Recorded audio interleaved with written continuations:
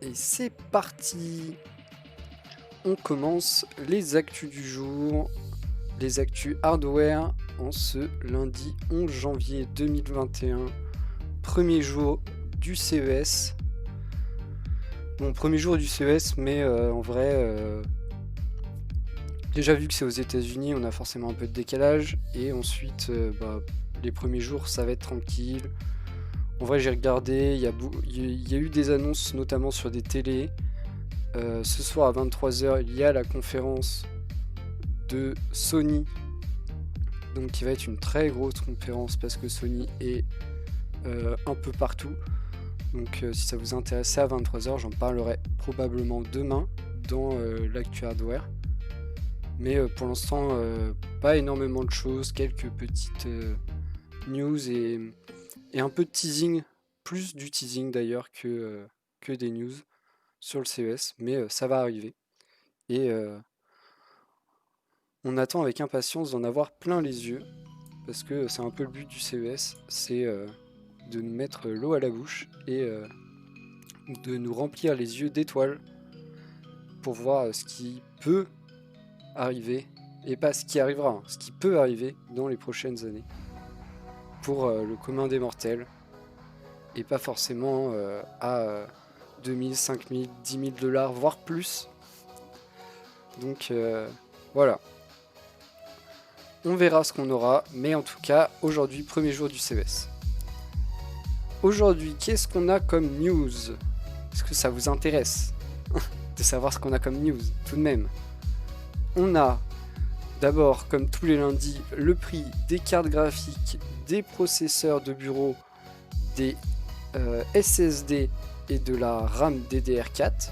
Donc, comme tous les lundis, on surveille les prix et on dit ce qui change ou pas, est-ce que c'est le bon moment d'acheter ou pas. On enchaînera par encore une habitude du lundi, le fameux top 10 des ventes Steam de la semaine dernière. Ça c'est pareil, on aime bien voir s'il y a du changement, même si on connaît pas, même si j'ai pas joué à la plupart des jeux, j'aime bien voir ce qui est dans le top. Ça donne une image, sachant que Steam reste, je pense, une des plateformes majoritaires et une des plateformes que la majorité des gens connaissent. Donc c'est une bonne image. On continuera avec les premiers petites news du CES de Thermaltake qui avaient tellement de news à faire qu'ils en ont même fait avant le début du CES. Et là, ils continuent à nous inonder de nouveaux produits. On parlera de boîtiers PC pour toutes les tailles, plutôt orientés tout de même assez haut de gamme, mais plusieurs gabarits différents. On continuera avec une petite machine Zotac, une petite machine Wii, petite mais puissante. On aura ensuite un Ventira, donc un refroidisseur de processeur par air chez Cooler Master. Honnêtement, un gros modèle pour Cooler Master qui nous avait pas habitué trop à ce genre de truc, mais plutôt intéressant si vous avez besoin d'un très bon refroidissement, de quelque chose de costaud et d'efficace. On continuera avec une petite news de chez AMD pour nous annoncer les caractéristiques de ces processeurs 5800 et 5900 sans le X. Les versions 5800X et 5900X étant sorties. Des versions très intéressantes, mais pas pour nous, malheureusement, vous verrez. On continue avec du teasing de News CES. On aura Nvidia qui nous tease ses 3000 mobiles et la 3060 Founders Edition. Donc ça va être demain, si je me trompe pas. Ou alors après-demain, je crois que c'est demain Nvidia. Donc leur conférence est demain, on verra ce que ça nous donnera. Mais petit aperçu de ce qui sera présenté dans les jours à venir. Ça régale toujours. On aime bien un petit peu. Si c'est bien fait, on aime bien. Si c'est lourd, on n'aime pas. Si c'est que dalle, Vraiment du teasing pour du teasing, pareil, on n'aime pas. Si c'est bien fait, on aime bien. Bien mettre un petit peu l'eau à la bouche. Et on parle aussi des nouvelles 3060. 3060 qui ne sont pas sorties pour l'instant, on a les 3060 Ti. Des modèles qui embarqueraient 12 Go de mémoire dédiée. Un peu étrange, sachant que les 3060 Ti qui sont censés être le haut de gamme des 3060 n'ont que 8 Go. On aura encore et toujours du teasing avec Asus qui nous tease des écrans équipés de l'HDMI 2.1. HDMI 2.1, nouvelle norme HDMI pour faire de la 4K à 120 images par seconde, là où l'HDMI 2.0 limite la 4K à 60 images par seconde. Donc des écrans normalement pour du gaming, hein, pas besoin d'avoir plus de 60 images par seconde pour de la télé ou du cinéma, là où du gaming peut nécessiter plus d'images. On aura ensuite, petite news insolite, des gens dans les laboratoires qui s'amusent à passer le i9 11e génération. Vous entendez bien, 11e génération, donc celui qui n'est pas encore sorti, sous azote liquide pour lui faire atteindre des fréquences énormes, en vrai, juste énormes, juste incroyable. Mais bon, l'azote liquide, on sait, hein, c'est de la triche. C'est marrant, mais c'est de la triche. Et on finira avec du visuel, les cartes qui sortiront en même temps que les processeurs 11e génération d'Intel.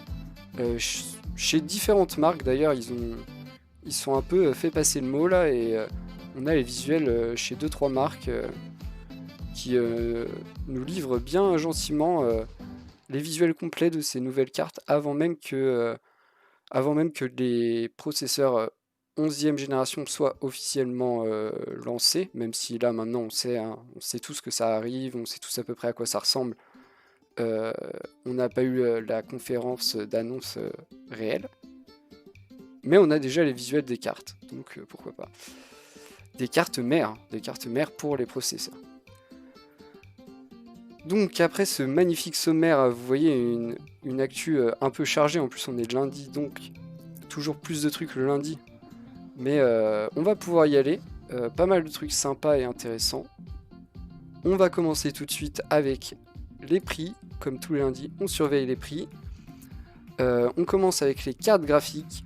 Alors, honnêtement, on va pas y passer 1000 ans. C'est simple, AMD, leurs cartes graphiques, elles sont pas en stock. Aussi simple que ça, clairement. Il n'y a pas besoin d'aller chercher midi à 14h, il n'y en a pas. Nvidia, c'est un peu mieux. Alors, on va pas dire qu'il y a du stock. On n'en est pas là. Clairement, j'aimerais bien vous dire oui, il y en a plein. Non, ce n'est pas le cas. Il y en a au compte-gouttes, mais on a les références qui reviennent de temps en temps sur des très petits stocks, certes, mais c'est toujours mieux que zéro. Et ça revient petit à petit, notamment, on a vu le retour des 3090 dans un premier temps. En même temps, tout le monde n'est pas prêt à mettre aussi cher dans une carte graphique. Ça se comprend très bien. Mais on a vu les 3090 revenir d'abord. On voit petit à petit les 3080 et 3070 aussi. 3060 Ti, c'est encore un peu plus compliqué. En même temps, je pense qu'il y a une plus forte demande sur les 3060 Ti que sur tous les autres modèles série 30 de Nvidia sortis pour l'instant. Parce que c'est aussi les plus accessibles. Donc voilà. Du coup, pas vraiment de stock, pas vraiment de changement. Quelques hausses tout de même sur une 1660 Super, donc maintenant un truc qui est un peu vieux, qui fait toujours très bien le taf en Full HD, qui prend 5€. On a la 3060 Ti qui prend un bon 20€ en plus, ça fait un peu mal, je vais pas vous mentir. Par contre, on a la 2060 qui elle baisse, elle prend moins 20€. Alors ça c'est un peu mieux, parce que c'est les références qui ont augmenté en prix dû au manque de stock des nouvelles générations.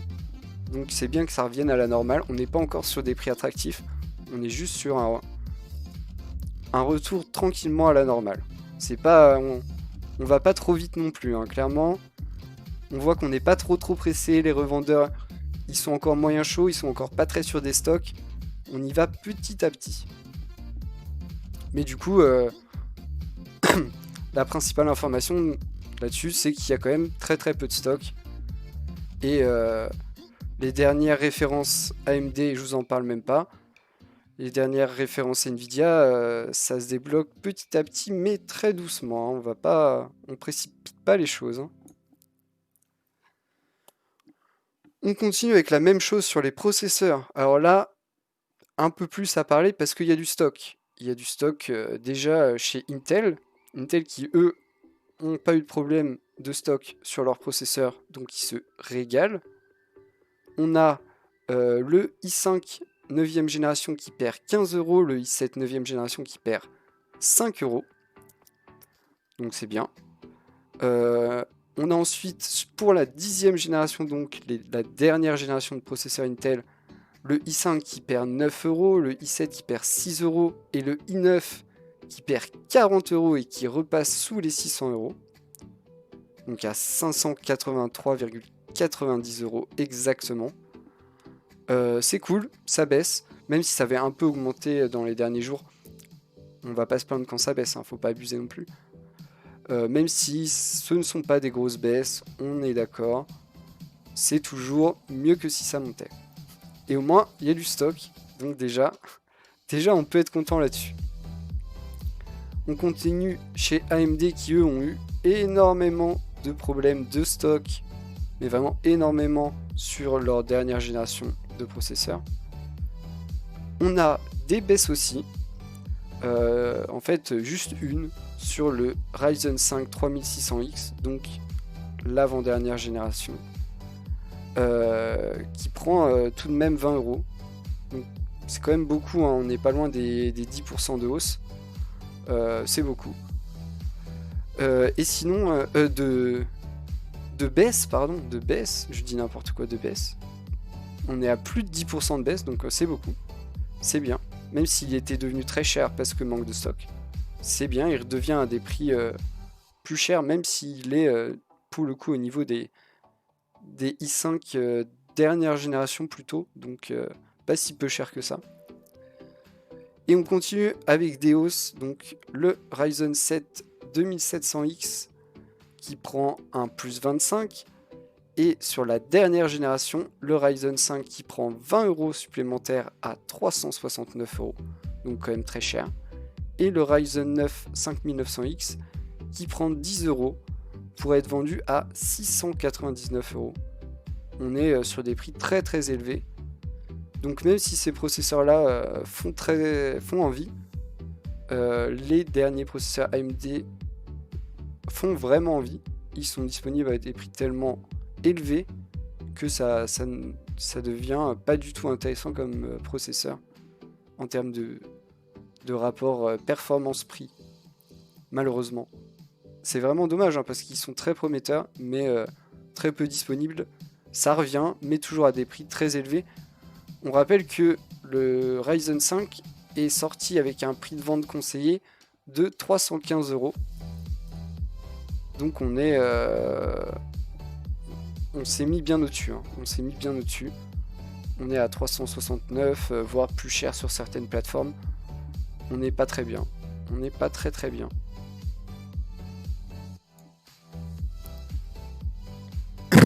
On continue avec le SSD. Alors le SSD, je vais pas tout détailler parce que c'est pas très intéressant. Savoir qu'il y a une tendance à la baisse très légère. C'est des trucs qui sont très surveillés en ce moment parce que beaucoup de gens ont peur que ça s'envole. Pour l'instant, petite tendance à la baisse très légère. Pourquoi pas acheter du SSD? C'est pas un mauvais moment pour les SSD. On voit là une majorité de baisse, quelques hausses sur le haut de gamme, mais clairement c'est pas mal. On n'est pas sur un mauvais marché en ce moment, contrairement aux cartes graphiques dernière génération, aux cartes graphiques tout court d'ailleurs, et à certains processeurs qui ruinent leur truc avec le peu de stock disponible. Et on finira sur les prix avec la RAM DDR4, comme les SSD. Petite tendance à la baisse, légère du coup, vu que c'est une tendance. Légère, mais voilà, c'est pas un mauvais, pas spécialement un mauvais moment, on n'est pas sur des prix excessifs.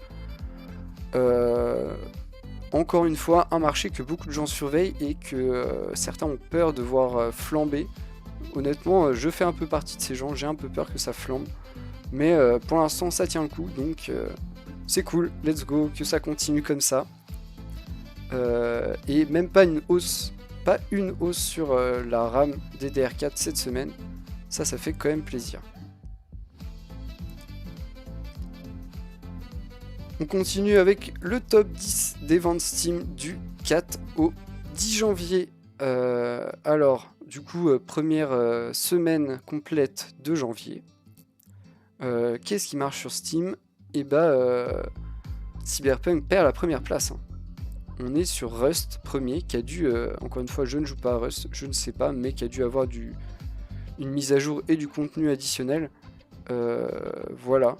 Cyberpunk qui reste tout de même troisième. Pas de nouveaux titres dans ce classement cette semaine. Enfin, la semaine dernière, pour le coup. Mais des petits échanges de place. Donc comme quoi ça varie pas trop et personne vient bousculer trop le top en ce moment. Mais Cyberpunk perd sa première place, tout de même. À noter, Cyberpunk. Comme si on n'avait pas assez parlé de Cyberpunk. On continue avec des petites news CES, les premières de ce CES 2021. CES pour Consumer Electronic Show, qui prend place à Las Vegas normalement. Cette année, nous sommes sur une édition virtuelle du vu du contexte sanitaire mondial, mais normalement c'est en physique. Donc c'est des boîtiers dont on avait déjà parlé Thermaltake lors d'un autre événement, le Computex 2020, qui est un salon asiatique. Alors je sais plus trop où exactement, mais je crois que c'est genre Taïwan ou Singapour ou un truc comme ça. Yo Seja. Donc petit boîtier, petit pas vraiment parce qu'en fait on est sur du boîtier classique, vraiment la taille d'une tour comme les autres, hein. Pas plus grande, pas plus petite. Qu'est-ce qu'on peut noter sur ces boîtiers? Déjà les fenêtres. Alors on voit qu'on a une fenêtre à l'avant. Alors à voir si c'est une fenêtre ou un espèce de grillage transparent. Et on voit qu'on a cette demi-fenêtre sur le Teco. Ça, j'avoue que... Ouais, je sais pas. Pourquoi une demi? J'ai compris, hein, c'est le design, machin, mais... Mais en fait, avoir une fenêtre, ça permet de voir ce qu'il y a à l'intérieur. Soit tu veux voir tout ce qu'il y a à l'intérieur, soit tu veux pas voir ce qu'il y a à l'intérieur. Surtout que là, du coup, on n'a pas forcément... Enfin, suivant notre position, on voit pas tout. Je sais pas. Mais après tout, pourquoi pas. Donc un format très standard, un poids plutôt lourd quand même, quasiment 8,5 kg. On pourra tout mettre dedans. Ça régale. Grande carte graphique. Pas un si gros ventirad que ça, parce que seulement 145 mm de hauteur. Donc j'imagine qu'on veut mettre du water cooling, notamment en façade comme c'est présenté ici. Ici ils ont mis un radiateur de 360 avec 3 ventilateurs en façade. Donc bien sûr on n'a pas de prix, pas de date. Oui, j'ai eu des faux hosts, des bots. Voilà. Pas de prix, pas de date sur ces boîtiers qui seront du coup compatibles avec tout, sauf avec des gros ventirades. Et on nous dit ici que le haut ne peut accueillir qu'un seul ventilateur et aucun radiateur. Donc petit manque de compatibilité là-dessus. petit manque de compatibilité et quand même une question sur ce design qui montre que la moitié, je sais pas. Non, pas méga convaincu de ce boîtier présenté par Thermaltake. Il y a de l'idée, mais non. Moi je suis pas convaincu. On continue avec la suite de leur gamme. Alors la suite, en vrai, ils sont censés nous en présenter 2 autres, mais en vrai, on n'en a qu'un. Là-dessus, pas compris. Normalement, ils sont censés nous présenter la version 500 et la version 200. Après, nous avoir montré le 300 qu'on vient de voir. Donc la version 200, on imagine plus petit, la version 500 plus grosse. Sauf qu'on nous remontre ici le 300 qu'on vient juste de voir. Donc en blanc ou en noir. 2 coloris, 2 disponibles. Et on nous montre le 200, qui est un petit cube. Un peu un petit look GameCube custom de la folie. J'aurais aimé que ma GameCube ressemble à ça. Elle ne ressemble pas à ça. Mais un format plutôt sympa. Après, pas très sobre, clairement. Parce qu'on a quand même ce gros ventilateur RGB là. Et visiblement aussi un possible là. Et on a des fenêtres un peu partout. Donc on voit l'intérieur. Donc pas très sobre. Mais il prend moins de place. Il a l'air d'être plutôt compatible avec pas mal de trucs. C'est ça un peu l'intérêt de ces petits boîtiers, c'est voir jusqu'où on peut aller, qu'est-ce qu'on peut mettre dedans. Là, ça a l'air pas mal. Juste, faudra le caler dans votre intérieur. Quand même, là, on est sur un objet qui veut être vu, là, clairement, en mettant du RGB comme ça, un peu partout, et des fenêtres. On veut le montrer, donc va falloir l'assumer. Mais pourquoi pas. Et en termes de dimension, par contre, il est très intéressant parce que il est petit, vraiment, c'est un petit cube. Je crois pas qu'on ait les dimensions. Bien sûr que non, ils vont pas nous donner les dimensions, ce serait trop gentil. Mais c'est un petit cube. Franchement, ça a l'air de faire genre une grosse GameCube, à peu près en taille. Yo Toxic. On continue sur du petit PC parce que ici Zotac, une marque qui fait un peu de tout, d'ailleurs Zotac, du composant jusqu'aux ordi d'ailleurs, ils font des ordi entiers.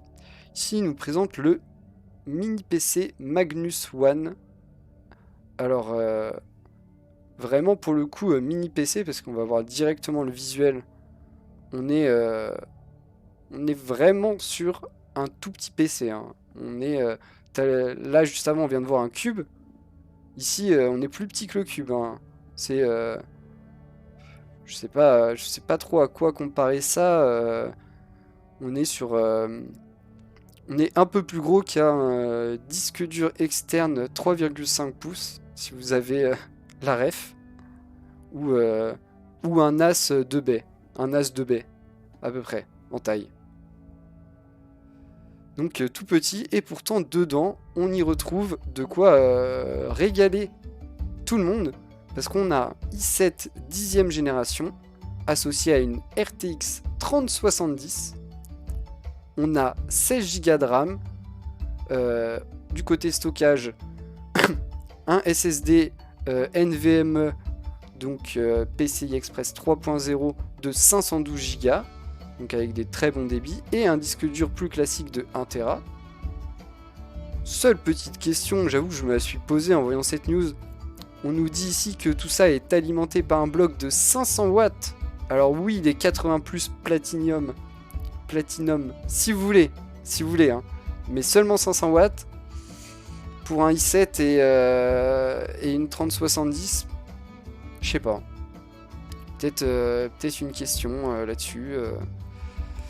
Si je peux me permettre. 500 watts, vous êtes sûr que c'est suffisant? Sinon, on y retrouve toute la connectique nécessaire. Seul petit truc atypique, on a 2 ports réseau Ethernet, 2 ports réseau. Alors pourquoi pas, je vous avoue, peut-être justement pour en faire un appareil en réseau, notamment pour du stockage ou multimédia, pourquoi pas. On y retrouve aussi la Wi-Fi et le Bluetooth, ça régale. Wi-Fi 6, hein, donc dernière génération, ça régale. Et je suis allé voir par curiosité ce qu'il y avait exactement comme carte graphique. Je me suis dit c'est bon, ils ont mis un truc tout pourri et tout. Et en fait, ils le montrent ici sur cette vision. On a une vraie carte graphique, hein, taille standard. Seulement 2 ventilateurs, faut pas déconner, mais une vraie carte graphique tout de même. Plutôt impressionnant. Après, on n'a pas le prix.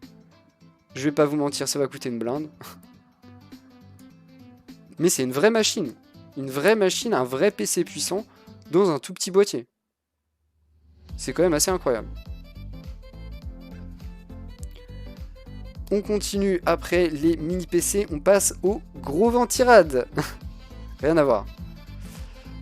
Ici, Cooler Master nous présente son gros Dual Tower, le Master Air MA624 Stealth. Clairement un gros bébé qui mesure 160 millimètres de haut. Donc vous voyez, très massif avec ses 2 radiateurs ici et ici.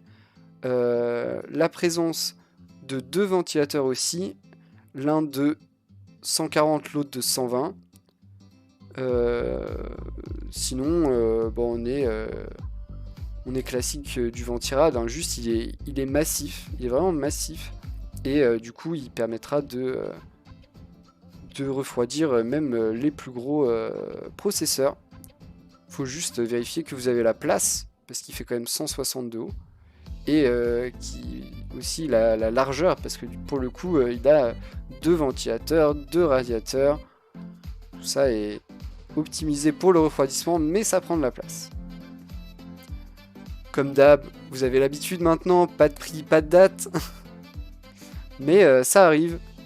Et c'est chez Cooler Master, donc ça devrait arriver chez nous aussi sans trop de problèmes. On continue avec une news processeur AMD. Oui. Alors AMD communique à propos du Ryzen 7 5800 et Ryzen 9 5900. Ne pas confondre avec les modèles 5800X et 5900X déjà sortis, très peu disponibles, mais déjà sortis par AMD. Ces modèles, qu'est-ce qu'ils ont comme différence? Ils sont légèrement moins puissants, donc ok. Mais par contre, ils émettent relativement moins de chaleur. Quand même là-dessus, on est sur des changements assez massifs. Par exemple, le 5800X, qui a des vitesses de 3,8 GHz sur tous les cœurs ou 4,7 GHz sur un seul cœur, dégage une chaleur de 105 watts. Le 5800, quant à lui, qui a des vitesses de 3,4 GHz sur tous ses cœurs ou 4,6 GHz sur un seul cœur, a un dégagement de chaleur de 65 watts. Donc là, on est sur du 40 watts de diff. On n'est pas très loin de la moitié hein, de dégagement de chaleur. Donc en vrai, ça donne envie. Et en fait, c'est pareil pour le 5900 par rapport au 5900X. On a des fréquences légèrement plus basses. Toujours le même nombre de cœurs, donc toujours des processeurs quand même relativement robustes et performants. Mais surtout des dégagements de chaleur 40 watts inférieurs. 40 watts, c'est beaucoup.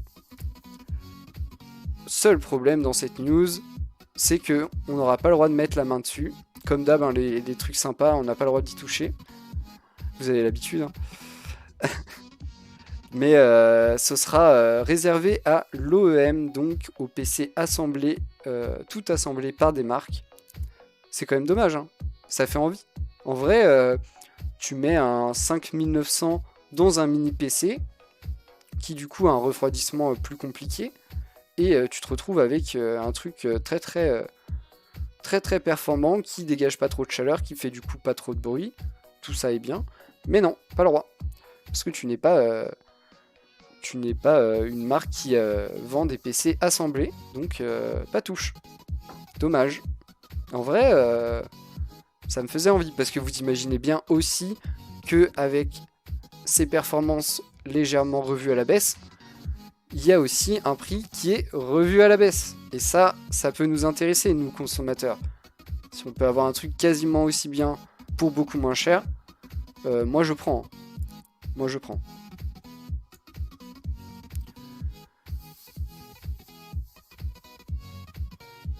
Mais non, ça baisse pas. Rien ne baisse. Malheureusement. Ça revient en stock AMD. Ça revient en stock, mais ça baisse pas encore. Malheureusement. J'aimerais bien, mais ils sont trop chers. On continue avec Intel. Intel qui, eux, nous parlent de leur 11e génération. 11e génération appelée Rocket Lake S. On nous annonce une hausse de l'IPC de 14%. L'IPC, je vais vous dire ce que c'est, parce que vous ne savez peut-être pas. L'IPC, c'est l'instruction par tour d'horloge. Donc, le nombre d'actions par tour d'horloge. Voilà. Donc potentiellement, plus il y a d'IPC, plus le processeur est puissant, sans parler de la fréquence à laquelle il tourne. Et en plus de cette hausse IPC, on nous annonce 20 lignes PCI Express 4.0. Ça c'est pareil, ça va pas parler à tout le monde. À savoir que le PCI Express était jusqu'à maintenant réservé à AMD parce que Intel n'a pas de processeur compatible. Le PCI Express qui permet d'avoir des débits plus importants, enfin le PCI Express 4.0 qui permet d'avoir des débits plus importants que le PCI Express 3.0, hein. C'est pas trop compliqué. Donc ici ça arrive, il était temps, j'ai envie de dire, hein, c'est un peu comme la finesse de gravure, il va falloir s'y mettre. Pourquoi 20 lignes? Très simple, on a besoin de 16 lignes PCI Express 4.0 pour y mettre une carte graphique compatible PCI Express 4.0 et on se garde 4 petites lignes sous le coude pour y installer un SSD NVMe PCI Express 4.0 pour avoir des débits qui vont jusqu'à 7000 ms. Voilà, donc petite carte graphique, petit SSD M2 et ça fait 20 lignes. Donc c'est aussi simple que ça. Donc à noter que sur les prochains processeurs Intel 11e génération, on pourra mettre effectivement une carte graphique compatible PCI Express 4.0, un SSD M2 compatible PCI Express 4.0, mais pas un deuxième par contre. Ça sera pas possible, parce que plus de lignes disponibles. Donc tout ça est bien sûr du teasing de Intel juste avant de nous faire ses conférences et de tout nous annoncer.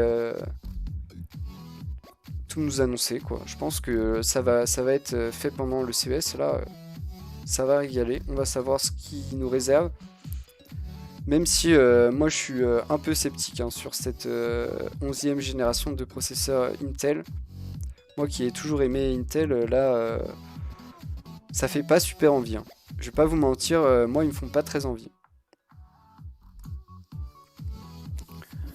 On continue. Oula. Très bien. Je sais pas pourquoi il m'a passé à la dernière news, mais vous avez vu la dernière news, c'est pas grave. On continue avec le teasing de Nvidia qui eux aussi vont nous faire leurs annonces demain, si je me trompe pas. Qu'est-ce qui nous parle Nvidia? Il nous parle des RTX 3000 mobiles dont on a déjà parlé ici dans les actus hardware du jour plusieurs fois. On sait à peu près à quoi s'attendre. Ça annonce des trucs plutôt sympas. Parfois on se demande un peu comment ils vont l'alimenter et le refroidir. Mais en termes de performance, ça a l'air d'être plutôt propre. On nous parle aussi de la RTX 3060 Founders Edition. Jusqu'à maintenant, la seule 3060 sortie est la 3060 Ti. On n'a pas encore la 3060. Donc ça aussi, ça nous intéresse. On va l'aborder, on va aborder ce sujet dans la news suivante. Mais c'est vrai que là, honnêtement, Nvidia va faire sa conférence. Je vais probablement la regarder si c'est un horaire acceptable. Parce que j'ai vu qu'il y avait des conférences à des horaires que, genre en plein milieu de la nuit, je ne les ferai pas. Je ne les suivrai pas, enfin en tout cas pas en live. Je regarderai peut-être soit la VOD, soit un résumé. Mais non, je vais pas passer la nuit à regarder les conférences. Faut pas déconner. Surtout qu'il y a plein de gens qui font des résumés à l'infini, donc faut pas déconner. Mais c'est vrai que Nvidia a pas une conférence, enfin ne va pas, pour l'instant, comme ça, de ce qu'ils nous ont annoncé, ils vont pas annoncer des trucs qui m'enjaillent de fou. Les RTX 3000 mobiles, on sait qu'elles vont arriver. Moi j'avoue que je joue pas sur portable, et d'ailleurs j'ai pas d'ordi portable, donc voilà, mon intérêt est forcément limité. La 3060 Founders Edition m'intéresse bien, mais j'ai vu comment les sorties de nouvelles références sont compliquées, donc dans tous les cas je me dis que si elle est annoncée là, qu'elle est sortie d'ici un mois, du coup il faudra quoi, 6 mois histoire qu'il y ait des stocks quelque part, donc je me dis que j'ai le temps d'y penser. Donc pas de hype particulière chez Nvidia, alors que qu'ils font du très très bon matos, hein, c'est pas ça le problème, juste pas vraiment, ça me touche pas plus que ça ce qu'ils annoncent. Mais je suivrai quand même leur conférence, hein, on sait jamais, ils peuvent glisser des trucs, des petits trucs qui craquent sous la dent. Donc je regarderai. En plus Nvidia manie très bien l'art de la communication en général, donc ils font des conférences jolies qui sont agréables à regarder, ce qui n'est pas le cas de toutes les marques, hein, je peux vous le dire. Tout le monde ne sait pas gérer la communication de la même manière, et Nvidia le fait en général très bien, donc souvent du plaisir à regarder les conférences Nvidia. On continue avec ces fameuses 3060. Alors, on va essayer d'être assez clair, même si ça ne l'est pas trop. Faut dire les termes. Ça ne l'est pas trop. Pour l'instant, la seule 3060 sortie est la 3060 Ti. 3060 Ti qui dispose de 8 Go de mémoire. On nous a parlé de cette fameuse 3060 Ultra qui sort de on ne sait pas où. On ne sait pas où, hein. Clairement, c'est la première fois que je vois les Ultra. Peut-être que ça se faisait avant. Je ne suis pas assez vieux dans ces cas-là. Désolé. Mais moi, je ne connais pas les Ultra, donc voilà. Et là, on nous parle de la 3060 classique qui aurait 12 Go de mémoire dédiée. Alors moi, quand je vois ça, je suis là, dans mon petit siège, à me dire 12 Go, on nous met une 3060 Ti avec 8, et là, on nous annonce une 3060, pas Ti, hein, qui est censée être moins chère, moins performante, avec 12 Go. On nous dit aussi qu'il y aura sûrement une version avec 6 Go. Celle-là, elle paraît évidente. Celle-là, elle existera. Je peux vous le parier, elle existera. On sort une 3060 Ti avec 8. Il y aura une 3060 avec 6. C'est sûr. Mais celle avec 12, tu la mets où? On nous dit aussi que la mémoire de la fameuse 3060 avec 12 Go est moins performante et moins rapide que la mémoire de la 3060 Ti.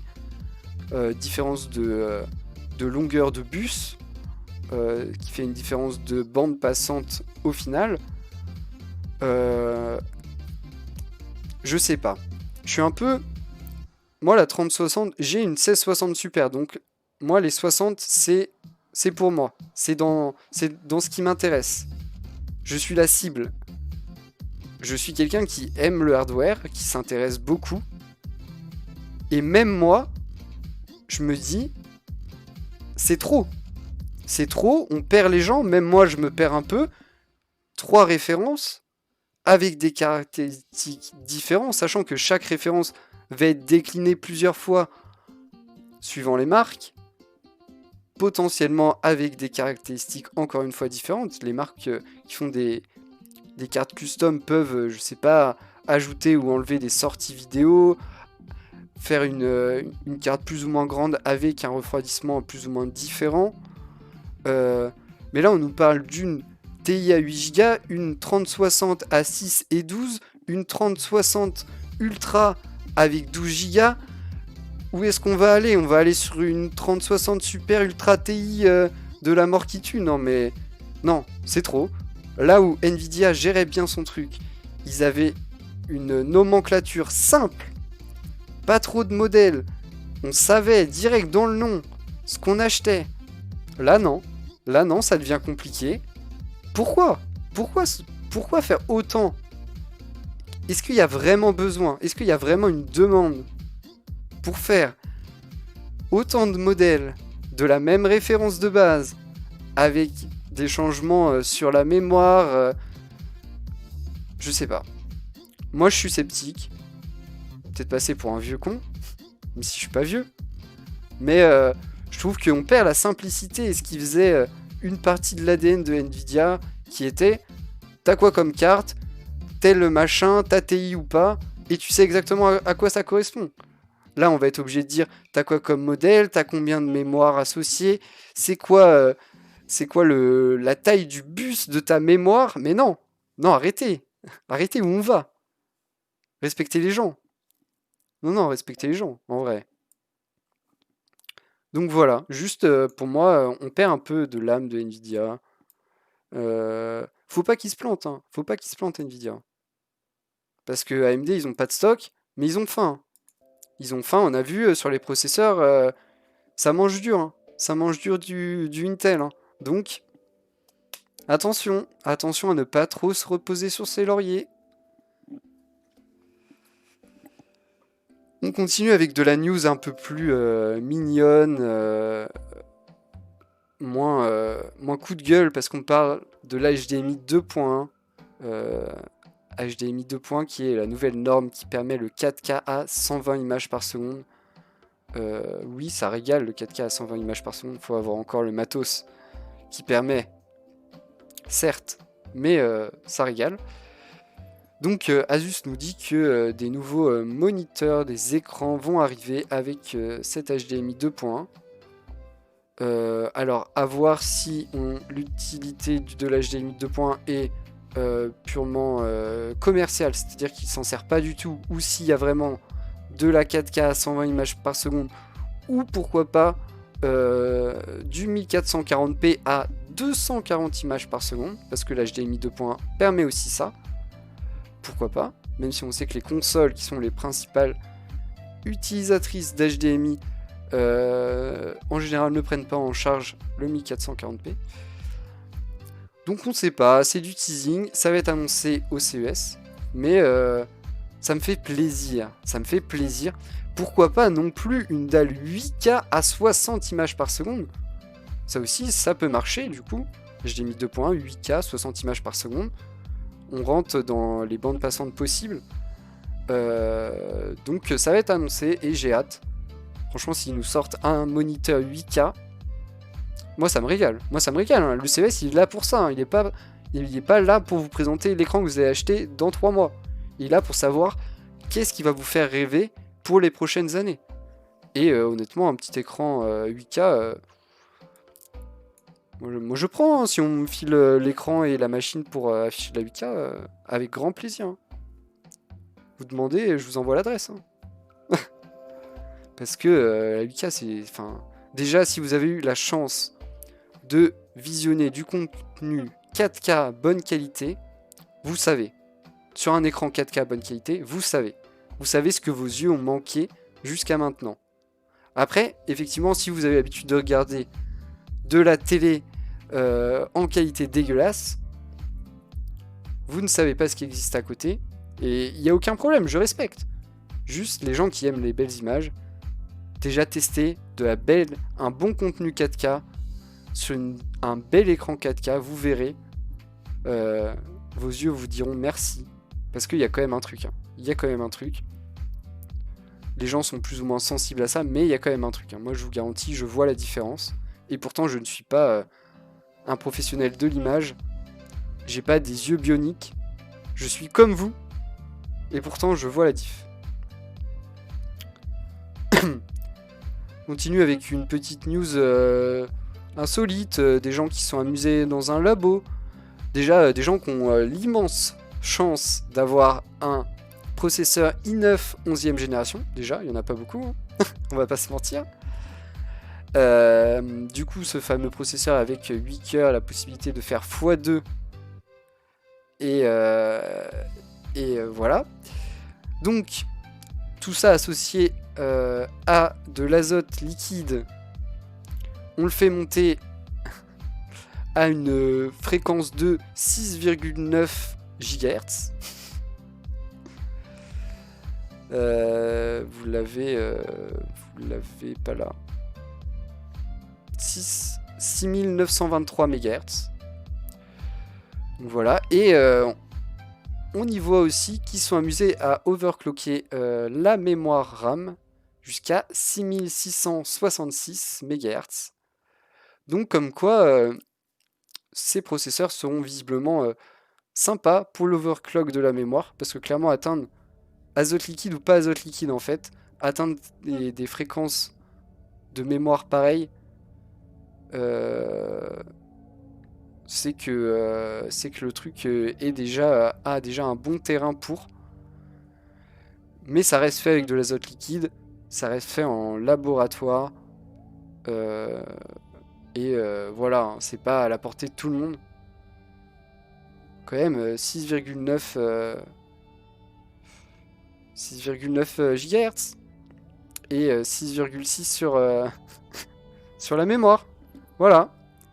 Pour exemple, la mémoire standard DDR4 tourne à 2400 ou 2600.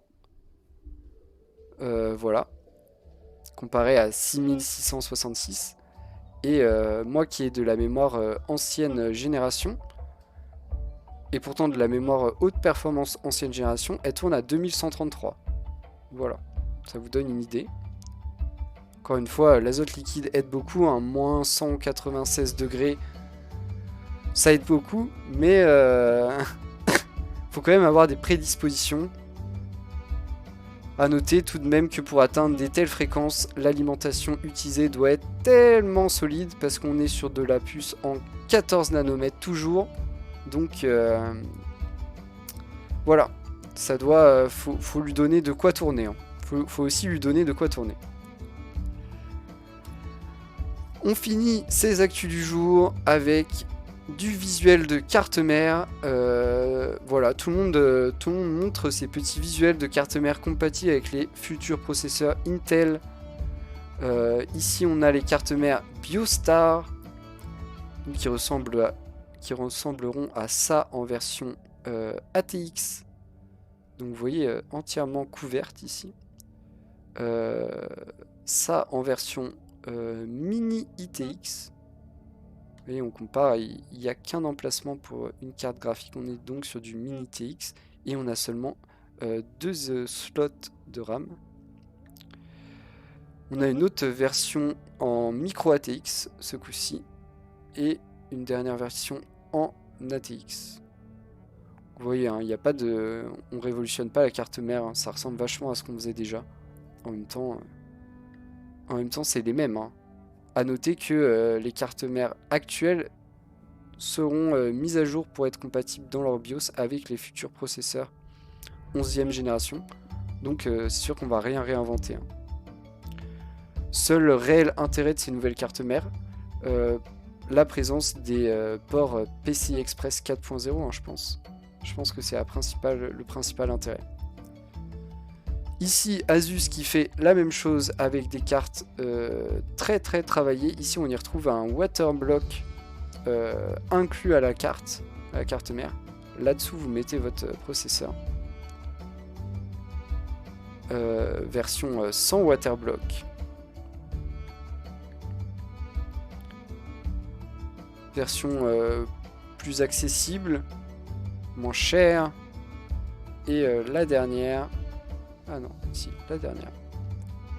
Donc voilà. Et on finit avec MSI qui copie les autres et fait exactement la même chose. Présente ses cartes mères, voilà. La régalade, donc qui réinvente rien. Encore cette mode, on voit ici sur les modèles les plus haut de gamme, d'avoir une couverture quasi totale par des espèces de radiateurs intégrés du bas de la carte mère. C'est assez marrant. Pourquoi pas, hein, je suis pas contre. C'est vrai que ça donne un petit look, pourquoi pas, appréciable. Et voilà qui conclut nos actus hardware du jour. Donc début du CES, mais pas beaucoup de news du CES pour l'instant. En même temps, ça marche à l'heure américaine. Hein.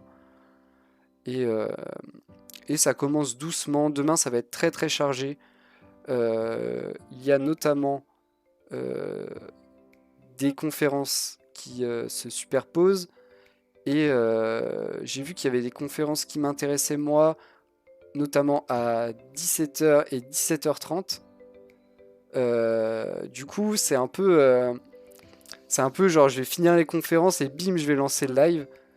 Va falloir que je prépare mes news à l'avance et que j'arrive à bien synthétiser ce que je vois dans les conférences et éviter de dire des conneries.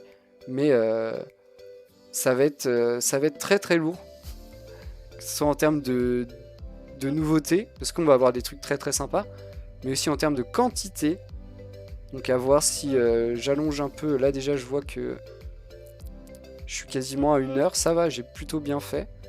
Mais il y a moyen que je dépasse l'heure sur les 2-3 jours à venir.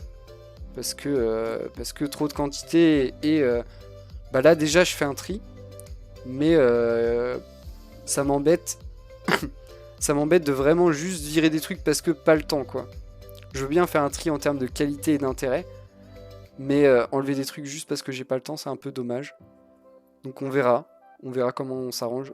Aujourd'hui ça va. Et on verra dans les jours à suivre.